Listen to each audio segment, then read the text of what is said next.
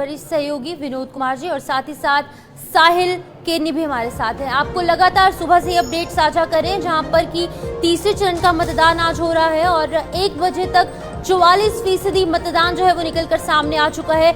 उधमपुर में सबसे ज्यादा मतदान 51% जो वोट टर्नआउट है वो निकलकर सामने आया और बारामूला में सबसे कम यानी कि 36.60% जो है वो यहाँ पर बारामूला में रिकॉर्ड दर्ज किया गया है। अभी तक ओवरऑल टर्नओवर की बात करेंगे तो 44% जो है वो वोट निकलकर सामने आया है। आज 7 अलग अलग जो जिले हैं वहां पर वोटिंग हो रही है और कहां पर कितनी वोटिंग हुई है उस हवाले से आपको बता देंगे। यहाँ पर बारामूला में 36.60 वोटिंग हुई है, बांडीपुरा में 42.67%, कठुआ में 50.09 और साथ ही साथ अगर जम्मू की बात करेंगे 45.36 जो परसेंट वोटिंग है वो निकलकर सामने आई।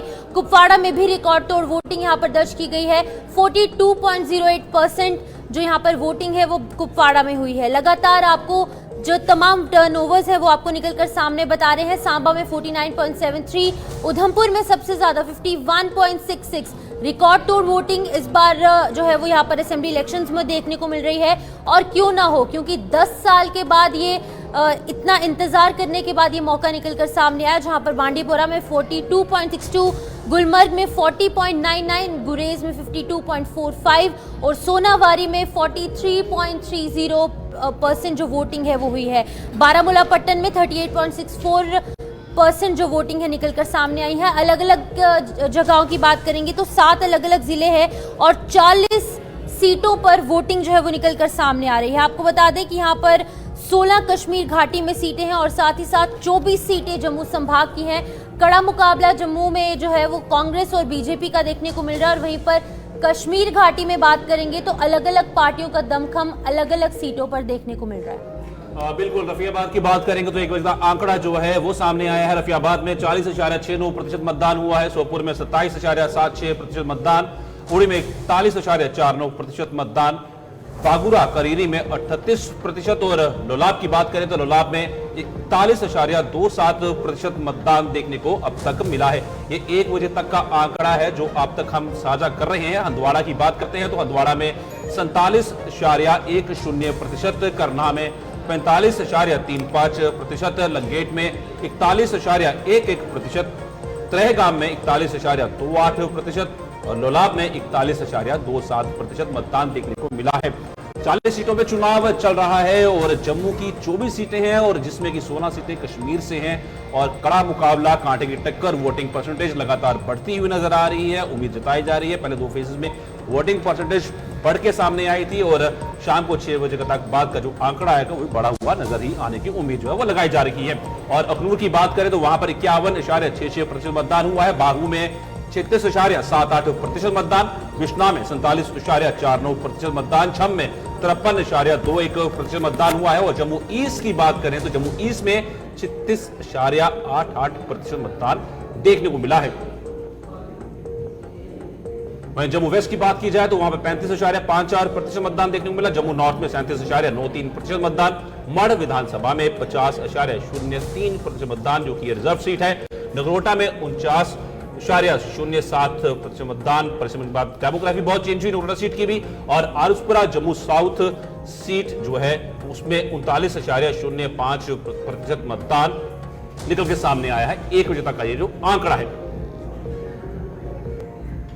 रामनगर में 52.54% मतदान, चेनानी में 52.24% मतदान, उधमपुर वेस्ट में 50.38% मतदान, उधमपुर ईस्ट में 51.64% मतदान, रामगढ़ में 50.40% मतदान। और ये आपको साफ तौर पर दर्शाता है कि 50+ जो वोटिंग परसेंटेज है ये उधमपुर सीट्स में निकल के सामने आ रही है और यहां पर भी कांटे की टक्कर देखने को मिल रही है। कहीं भाई और भाई में आपसी लड़ाई है और कहीं पर निर्दलीय उम्मीदवार चुनावी मैदान में हैं। जहां से रामनगर सीट को रिजर्व किया गया उसके बाद वो पूर्व से चुनाव लड़ रहे आरएस पठानिया, उनके साथ निर्दलीय सामने जो उम्मीदवार हैं वो सामने खड़े हैं, वो है पवन खजूरिया, क्योंकि कांटे की टक्कर जो है उनको दे सकते हैं इस चुनाव के बीच में। और वहां पे भाजपा की बात करें, भाजपा भी अपना दमखम दिखाती हुई नजर आ रही है। 24 सीटें हैं, बहुत इंपॉर्टेंट है ये 24 सीटें जम्मू की, क्योंकि बिल्कुल साहिल, इसी बीच आपको रोकना चाहूंगी जहां पर आदर्श गुप्ता भी हमारे साथ हैं, जो कि एडिटर इन चीफ है पीर पंजाल से। आदर्श जी, आपका बहुत बहुत स्वागत है हमारे साथ जुड़ने के लिए। बताइएगा, जिस तरीके से जम्मू कश्मीर में 10 सालों के बाद जो है लंबा इंतजार अब खत्म हुआ और आज थर्ड फेज ऑफ इलेक्शन, आखिरी चरण का मतदान जम्मू डिवीजन की अगर हम बात करेंगे, यहाँ पर कितना इंपॉर्टेंट बीजेपी के लिए है, कितना इंपॉर्टेंट कांग्रेस के लिए है? क्योंकि हमने देखा रिकॉर्ड तोड़ वोटिंग तो हो रही है, लेकिन उससे पहले जिस तरीके से इलेक्शन कैंपेन जम्मू कश्मीर में देखने को मिली, खास तौर पर बीजेपी ने फ्रंट फुट पर आकर इलेक्शन कैंपेन की है, लेकिन वहीं पर कांग्रेस जो है कहीं ना कहीं बैक फुट पर नजर आई। जितनी कैंपेनिंग होनी चाहिए थी उतनी कांग्रेस की तरफ से नहीं हुई। किस तरीके से देखते हैं आप इन सभी चीजों को? जम्मू की जो सीटें जो इतनी भी हैं भारतीय जनता पार्टी के लिए बहुत इंपॉर्टेंट है। भारतीय जनता पार्टी यहाँ से मैक्सिमम सीटें जीतना चाहती है। कांग्रेस का कुछ स्टेक पे लगा नहीं है। पिछली बार भी यहाँ से उन्हें कुछ सीट नहीं मिली, अगर कुछ भी जीतती है तो उनका प्लस होता है। लेकिन भारतीय जनता पार्टी के लिए सबसे इम्पॉर्टेंट बात यह है, वो चाहते हैं किसी ना किसी तरह से लार्जेस्ट पार्टी बनकर निकले। लार्जेस्ट पार्टी बनने के लिए उन्हें जम्मू की ये सीटें बहुत ही इंपॉर्टेंट है उनके लिए। अगर लार्जेस्ट पार्टी बन के आती, सिंगल लार्जेस्ट पार्टी बन के सामने आती है, तो गवर्नर एलजी के सामने सबसे बड़ी बात होती है, गवर्नमेंट फॉर्म करने के लिए उन्हें इनवाइट करना पड़ेगा। जब उन्हें इनवाइट करेंगे तो बाकी जोड़ तोड़ जो बाद की बातें होती हैं। इसलिए भारतीय जनता पार्टी जितनी जम्मू की डिवीज़न की सीटें हैं, इस वक्त जो 24 सीटों पर चुनाव चल रहे हैं, मैक्सिमम सीटें वो अपने लिए हथियाना चाहती है, उन पर कब्जा करना चाहती है। इसको लेके भारतीय जनता पार्टी ने जहाँ तक प्रचार की बात की, भारतीय जनता पार्टी ने प्रचार की कोई कसर नहीं छोड़ी, कोई उन्होंने रास्ता नहीं छोड़ा, कोई तरीका नहीं छोड़ा, कोई स्टार प्रचारक नहीं छोड़े। कोई चीज़ ऐसी नहीं है जिसे कहते हैं हम कि कमी रह गई है कि इस प्रचार में, इस इलेक्शंस में ये कमी रह गई है, इसकी तरह से वो कमी रह गई। कोई कमी नहीं छोड़ी उन्होंने, हर तरह से प्रचार किया, हर तरह से किया। कांग्रेस को, यहाँ तक आपने कांग्रेस की बात की, कांग्रेस बैकफुट पे इसलिए आ गई कि कांग्रेस ने नेशनल कॉन्फ्रेंस के साथ जो समझौता किया वो उसको बहुत महंगा पड़ा। हालांकि शुरुआती दौर पे जब लग रहा था कि में जो मुख्य मुकाबला होगा कांग्रेस और भारतीय जनता पार्टी के बीच में होगा जम्मू की सीटों के लिए। बिल्कुल आदर्श, ये मुख्य मुकाबला है, साम दान दंड सब चल रहे हैं, पर इन सब के बीच में 2014 की मैं बात करूं, वो जम्मू, कठुआ, सांबा और उसके साथ उधमपुर, इन चारों में जो सीटें थी वो थी 20, और परिसीमन के बाद 2024 में 24 सीटें हो गई हैं। तब 20 सीटों में से 18 सीटें भाजपा ने जीती थी, रिकॉर्ड बनाया था। 2 सीटें नेशनल कॉन्फ्रेंस खाते में गई थी, कांग्रेस अपना खाता भी नहीं खोल पाई थी। और 2024 की बात करता हूं तो 24 सीटें हैं, 4 सीटें और बड़ी हैं। कितनी बड़ी चुनौती जो है ये रहने वाली है भाजपा के लिए। और सिर्फ जम्मू जिले की अगर बात करता हूं मैं, तो तब 10 सीटें थी, 8 जो थी वो जीती थी भाजपा ने, तब वो रिकॉर्ड था, और 2 नेशनल कॉन्फ्रेंस जीती थी, जैसे मैंने पहले भी कहा। और अब वो 11 सीटें हैं, बहु एक नई कॉन्स्टिट्यूंसी बनाई गई है। तो कितनी बड़ी टक्कर। और वहां पे मैं एक बात और जिक्र करना चाहूंगा, जहां पे बहु कॉन्स्टिट्यूंसी है, जो उसमें जाट बिरादरी के सामने जाट बिरादरी है, तो वो एक कितना बड़ा की रोल जो वो प्ले कर सकती है। नहीं, 2 चीज़ें हैं इसमें। एक तो आपने बात की कि यहाँ की जो कांग्रेस की बात की, कांग्रेस बैकफुट पे चलेगी, तो मैंने उसी पे बात कर रहा था कि उनका मैनिफेस्टो को लेकर शुरुआत में भारतीय जनता पार्टी ने प्रचार तंत्र अपना तेज कर दिया, उसने कोई कसर नहीं छोड़ी प्रचार के लिए, वो कांग्रेस को मजबूर कर दिया कि चुप रहने के लिए। और आखिर में अगर वो मैनिफेस्टो लाए हैं तो उसका असर नहीं रहा। यहाँ तक बात आपने बहु की बात की, जाट वर्सेस जाट नहीं है। जाट यहाँ पे अगर आप देखेंगे तो बहु क्षेत्र के अंदर आपको ज़्यादा जाट वोट नहीं मिलेंगे, जितने जाट वोट जो आरएसपुरा और हमारी ये पश्चिमी जो गांधीनगर वाली जो सीटें वहाँ पे मिलेंगे। लेकिन यहाँ पे दोनों कैंडिडेट जाट आ गए हैं, वो ठीक है, दोनों कैंडिडेट जाट है, वो जो आपस में उनका चुनावी लड़ाई चल रही है। लेकिन यहाँ का जो सबसे बड़ी फायदे की बात है कि जम्मू जो बहु की सीट है वो भारतीय जनता पार्टी की, वो सारे का सारा वो एरिया जहाँ पे पहले भी कविंदर गुप्ता भी थे यहाँ पे, उससे पहले भी यहाँ पे गांधीनगर में उनकी पोजीशन अच्छी थी, और त्रिकुटा नगर, छन्नी, ये सारा इलाका उनके साथ मिला हुआ है, इसलिए उनको फ़ायदा मिल रहा है। जाट समुदाय का अगर कहें तो बहु के अंदर उनको कोई फ़ायदा मिलने वाला वो नहीं है। वो दोनों कैंडिडेट हैं आपस में, दोनों कैंडिडेट आप कह सकते हैं कि कोई कांग्रेस की गलत नीति है, जो उन्होंने गलत नीतियों के कारण इन दोनों कैंडिडेट्स को, जिसको आरएसपुरा में होना चाहिए था उन्होंने बहु में कर दिया, जिसे बहु में होना चाहिए था उन्हें आरएसपुरा में कर दिया, इसलिए उनको इनका खमियाजा जो है भुगतना पड़ेगा आने वाले समय में। विनोद जी भी हमारे साथ है, वरिष्ठ सहयोगी हैं, काफ़ी एक्सपीरियंस्ड है और साथ ही साथ पॉलिटिकल एनालिस्ट भी है कहीं ना कहीं। तो विनोद जी, मैं आपसे जानना चाहूँगी, क्योंकि 10 साल के बाद चुनाव हो रहे हैं और जिस तरीके से साहिल ने भी बताया कि पहले जो सारी सीटें थी, ऑलमोस्ट सीटें जो है वो बीजेपी के फेवर में आई थी। केवल 2 सीटें जो हैं वो एनसी जीती थी, लेकिन इस बार कड़ा मुकाबला कांग्रेस और साथ ही साथ बीजेपी का देखने को मिल रहा है। किस तरीके से आप इन सभी चीजों को देखते हैं? कितनी चुनौतियां बीजेपी के सामने इनिशियली निकलकर सामने आई, लेकिन at the end of the election campaign हमने देखा कितनी स्ट्रांगली बीजेपी निकलकर सामने आई।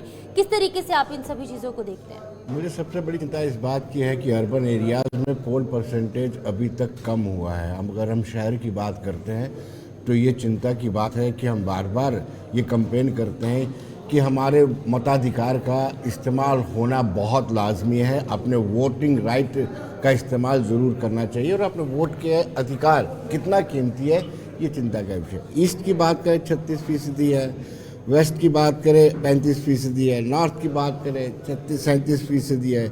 इस तरीके से आप सोचे ये 40 पार नहीं कर पाए हैं, तो ये एक चिंता का विषय है। बाकी आपने जो कहा मुकाबला तो सच में कांग्रेस और भारतीय जनता पार्टी के बीच में, और आपने ये खुद भी तस्लीम किया है, माना है, स्वीकार किया है कि कांग्रेस बैकफुट पे थी और जो एक मैनेजमेंट होती है, स्ट्रेटजी रहती है आपके प्रचार की, वो भी कांग्रेस से नदारद ही थी।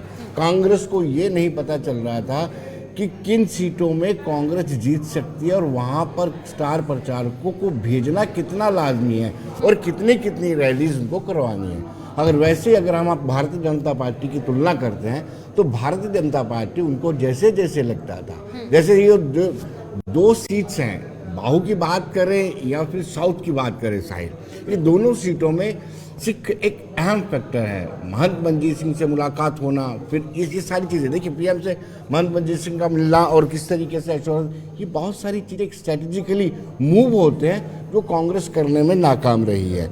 हालांकि इसमें कोई दो राय नहीं, बहुत काम किया है सिख समुदाय के लिए इस सरकार ने, लेकिन उसको कैश करना थोड़ा डिफिकल्ट था। सबके बीच में एक चीज आती है कि सिख समुदाय हमेशा मांग करता है कि एक सीट रिजर्व करनी चाहिए थी इन सब के लिए, तो वो नहीं हो पाया। वही जी बिल्कुल बिल्कुल आपने ठीक कहा। अगर सिखों की डिमांड की बात करें तो उनका कहना है कि दोनों सवाल, ओबीसी भी ये कहता था कि राइट आप साहिल ठीक कह रहे हैं। सिखों की बेसिक डिमांड्स जो थी ये कि मैनिफेस्टो कमेटी में एक भी सिख कम्युनिटी है रिप्रेजेंटेड। जब मैनिफेस्टो बनाया जा रहा था उसमें सिख कम्युनिटी का कोई व्यक्ति नहीं था। पंजाबी भाषा का उनका पुराना एक डिमांड है कि पंजाबी भाषा को अच्छे तरीके से लागू किया जाए। 35 पोस्ट जो है अभी वैकेंट पड़ी हुई हैं उनको भरा जाए, या फिर एक SRO 425 है, यानी वो SRO ऐसा है कि कश्मीरी विस्थापित पंडितों के लिए या वहाँ जो ठहरे विस्थापित पंडित जो ठहरे हुए लोग वहाँ पे उनके लिए एक SRO निकाला कि वहाँ पर जो डटे हुए हैं नॉन मुस्लिम उनको भी रोजगार देना चाहिए। उस SRO को अमेंड किया है, 425 SRO है, उसमें ये कहा गया कि सिखों में तो बहुत सारी डिमांड जाहिर है, बहुत से मुद्दे लेके लोग बाहर निकल रहे हैं और वोट अपना कास्ट कर रहे हैं। हमारे साथ हमारे संवाददाता हीरानगर से रंजीव मेहता जी। रंजीव, किस तरीके की तस्वीरें कठुआ में देखने को मिल रही है? किस तरीके का कड़ा मुकाबला किन पार्टियों के बीच में है? कांग्रेस और साथ ही साथ बीजेपी का मुकाबला तो हम सभी सीटों पर बात करें जम्मू डिवीजन में, लेकिन एक चीज काफी अहम है कि बहुजन समाज पार्टी भी एक अहम रोल प्ले करती है कठुआ में कहीं ना कहीं। शिपन मैं बताऊं कि यहाँ पर कठुआ की बात करूं तो 6 विधानसभा की सीटों के लिए चुनाव हो रहा है और इसके लिए पोलिंग जो है सुबह से बड़ी शांतिपूर्ण ढंग से हो रही है और ज़्यादातर सीटों पर 50% से अधिक मतदान जो है वो हो चुका है। कठुआ में बॉर्डर बेल्ट हीरानगर की बात करूं तो बॉर्डर पर भी लोग बाहर निकल रहे हैं घरों से और लगातार वोटिंग कर रहे हैं और अच्छी खासी वोटिंग जो है बॉर्डर के इलाके में देखी जा रही है। इसी के साथ मैं बताऊं कि यहाँ पर मुख्य मुकाबला जो है कठुआ जिले की बात करूं वो कांग्रेस और भाजपा के बीच में है, वो सिवाय कठुआ की आरक्षित सीट को छोड़कर वहां पर भाजपा और बसपा के बीच मुकाबला खड़ा देखने को मिल रहा है। हीरानगर की बात करूं तो जहां पर भी कांटे की टक्कर देखी जा रही है। जसरोटा में भी एक तरफा जीत जो भाजपा की दिखाई दे रही है, उसके साथ बसोली में भी भाजपा जो है वो काफी आगे दिख रही है। बिलावर की बात करूं क्योंकि भाजपा ने काफी क्योंकि 2014 के चुनाव के में 5 सीटें हुआ करती थी जिला कठुआ की, तो 5 पे भाजपा ने कब्जाई थी, अपने झोली में डाली थी और अब 6 हो गई हैं परिसीमन के बाद, क्योंकि जसरोटा कंडी इलाके की जो सीट है वो इस बार ही पहली बार वजूद में आई है, तो लोग पहली बार कंडी का विधायक चुनने जा रहे हैं। अभी मैं बॉर्डर के एक पुलिस स्टेशन के बाहर खड़ा हूं। रंजीव आपको रोकूंगा, आपसे जानना चाहूंगा कि बसोली नहीं, क्षमा कीजिए, बनी में कुछ भाजपा का मुकाबला किसके साथ है? ऐसा कुछ कहा जा रहा है कि निर्दलीय उम्मीदवार बड़ी सक्रियता से उन्होंने प्रचार भी किया है और लोगों के बीच में पेनिट्रेट किया है, वो भाजपा के दर्द या भाजपा की दिक्कतें बढ़ा सकते हैं। हाँ बिल्कुल, वहाँ पर बनी की बात करूँ तो निर्दलीय उम्मीदवार डॉक्टर सतपाल जी हैं, जो वहाँ पर लगातार लोगों के बीच अपनी पैठ बनाने में मौजूद है। लोगों को का भारी समर्थन भी उन्हें मिल रहा है। तो काफ़ी जो मुकाबला है वहाँ पर भाजपा, कांग्रेस और उन आज़ाद उम्मीदवार के बीच में है। और वहाँ पर डीपीएपी का जो उम्मीदवार है वह भी अपनी खासी पकड़ रखता है उस इलाके में। तो बात करूँ तो वहाँ मुकाबला 4 उम्मीदवारों के बीच में है, लेकिन मुख्य मुकाबला भाजपा और जो निर्दलीय है उसके बीच में ही है, क्योंकि उनका वहाँ पर काफ़ी रुतबा है और लगातार वहाँ पर वह काम कर रहे हैं पिछले कई सालों से। तो वो बड़ी टक्कर दे रहे हैं। अब चुनाव की प्रक्रिया और जो नतीजे आएंगे उसके बाद ही पता चलेगा कि कौन वहाँ पे बाजी मारेगा। बिल्कुल रंजीव, बिलावर में किस तरीके की तस्वीर निकलकर सामने है? जिस तरीके से आपने बनी के हवाले से अपडेट किया, अन्य जगहों के हवाले से अपडेट किया, बिलावर में किस तरीके की तस्वीर है? किन उम्मीदवारों के बीच में मुकाबला देखने को मिल रहा है? लोगों का उत्साह किस तरीके का है? मैं इसमें एक सवाल और जोड़ना चाहूंगा रंजीव आपसे बिलावर के बारे में। डॉक्टर सिंह जो वहां से चुनाव लड़े थे वो जीते थे और उसके बाद अब ये सीट वो चेंज किया गया, अब ये सतीश को दी गई और उसके बाद वहां पे कांग्रेस के उम्मीदवार मनोहर लाल सामने है। तो ये पूरा सिनेरियो क्या बनता हुआ नजर आ रहा है? क्या यहाँ पे भी कांटे की टक्कर जो वो देखने को मिल सकती है? क्योंकि यहाँ पे भी बगावती सुर देखने को कहीं ना कहीं मिल रहे थे और इंडिपेंडेंट कैंडिडेट्स बड़ा ही इंपॉर्टेंट रोल जो है वो प्ले कर रहे हैं। हाँ बिल्कुल, बिलावर की बात करूं तो यहाँ पर भी मुख्य मुकाबला कांग्रेस और भाजपा के बीच में ही है। हम पिछले दिनों बिलावर के इलाके में गए थे, वहाँ पे हमने लोगों की नब्ज तोड़ने की कोशिश की। तो वहाँ पर हमने देखा कि मनोहर लाल भी काफ़ी स्ट्रांग कैंडिडेट है उस इलाके में। 2 बार के विधायक रहे हैं, मंत्री भी रहे हैं। और भाजपा की बात करूं तो भाजपा ने पार्लियामेंट्री इलेक्शन चुनाव हो या उससे पहले जो विधानसभा के चुनाव हो, काफ़ी अच्छा प्रदर्शन किया था। बड़ी मार्जिन से भाजपा ने वो सीट जीती थी। लेकिन उसके बावजूद अब स्थानीय उम्मीदवार जो हैं पंडित सतीश शर्मा जो है वहाँ के उम्मीदवार के तौर पर हैं। तो कहीं ना कहीं उनका इस स्थानीय होने का एज जरूर है। भाजपा वहाँ पर कड़ी टक्कर दे रही है, लेकिन मनोहर लाल भी को भी कम आंकड़ा नादानी हो। चलिए, बहुत बहुत शुक्रिया। लेकिन हर्ष, आदर्श जी से ये जरूर जानना चाहूँगा, आदर्श जी आप कैसे देखते हैं, क्या ये चिंता का विषय नहीं है कि अर्बन एरियाज़ में लोग धूप की वजह से या किन्हीं वजहों से बाहर नहीं निकल रहे हैं?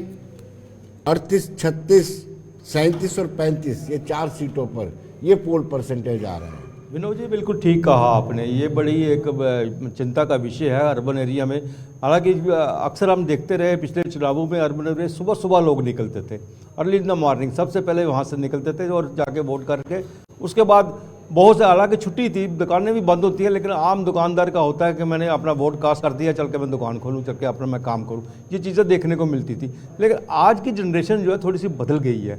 आज उनको इतना, अगर आज लग रहा है कि हमारा ये वोटिंग है, आज हमने इलेक्शन में पार्टिसिपेशन करनी है तो पार्टिसिपेशन करनी है, उनको ये नहीं है कि हमने जाके काम करना है। और हो सकता है दोपहर के लंच के बाद ये जो परसेंटेज इनकी बढ़ेगी, इसमें कोई शक नहीं। मुझे लग रहा है कि परसेंटेज इनकी बढ़नी चाहिए। सुबह सुबह गए होंगे, उसके बाद सभी अपने अपने घरों में आएंगे, जिन्होंने अपना लंच वगैरह करेंगे, उसके बाद बढ़ेंगे। लेकिन जहाँ तक आपने कठुआ की बात की, मैं थोड़ा सा इस पर भी बात करूँगा कि बनी के अंदर भारतीय जनता पार्टी के लिए सचमुच एक बड़ी चुनौती खड़ी हुई है।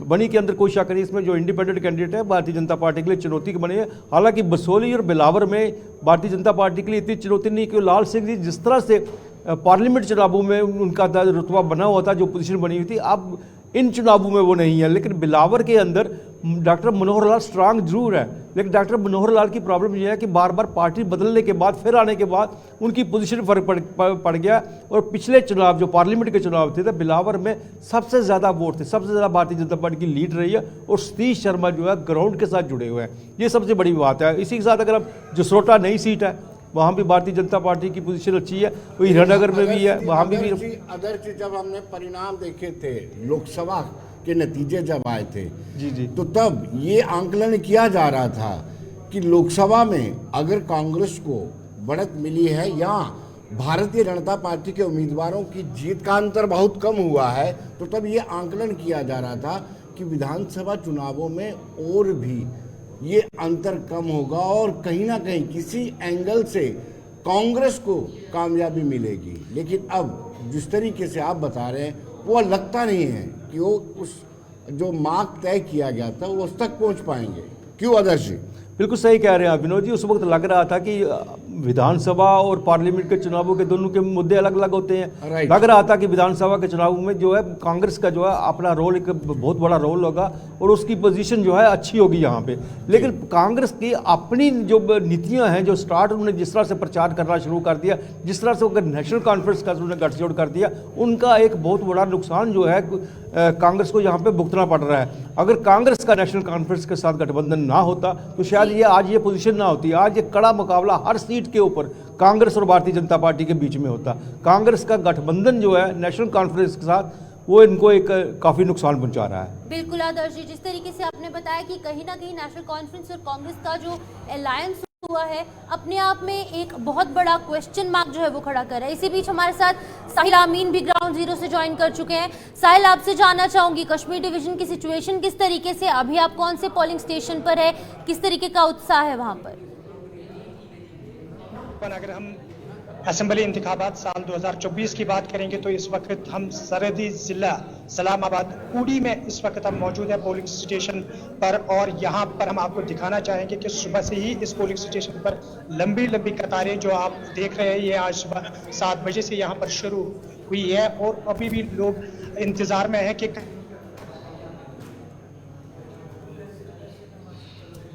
लगता है संपर्क उनसे कट गया है। क्यों साहिल? क्योंकि एक प्रयोग जी जिस तरीके से साफ तौर पर ये परिसीमन के बाद सीटें जब वजूद में आई हैं, ये कुछ अलग तरफ अब दिशा दिख कर रही हैं। सलामाबाद उड़ी की तो काफी दूर दराज इलाका है, सरहद के नजदीक ये इलाका है और यहाँ पर लोगों के अंदर काफी जोश जो है वो पाया जा रहा है और लोगों का यही मानना है कि अपने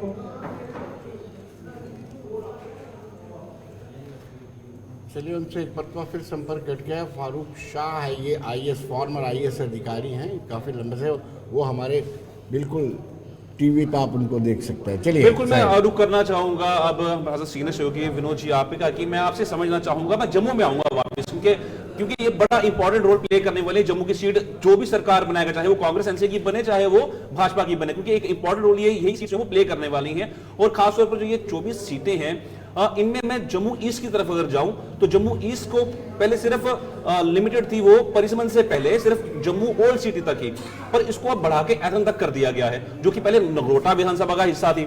और जब वो नगरोटा विधानसभा के हिस्सा थी तब वो नेशनल कॉन्फ्रेंस के जो उम्मीदवार थे, जो प्रत्याशी थे, जो जीते थे वहां से, वो देवेंद्र सिंह खुराना थे और वो वहां से 2 बार जीत के आए थे और अब वो भाजपा में है। अब वो सीट नगरोटा में चली गई है, वहां से ऐथन तक ये चीज चली गई है, तो ये कांग्रेस के लिए कितना प्लस पॉइंट हो सकता है। मैं एक सवाल सर और जोड़ दूंगा, वो आप पूरा कर लीजिएगा। और नगरोटा वाली जो विधानसभा है वहां पर फ्रेंडली फाइट भी चल रही है कांग्रेस और एनसी के बीच में, तो ये किस तरफ इशारा करती है दोनों सीट्स? जी देखिए साहिल,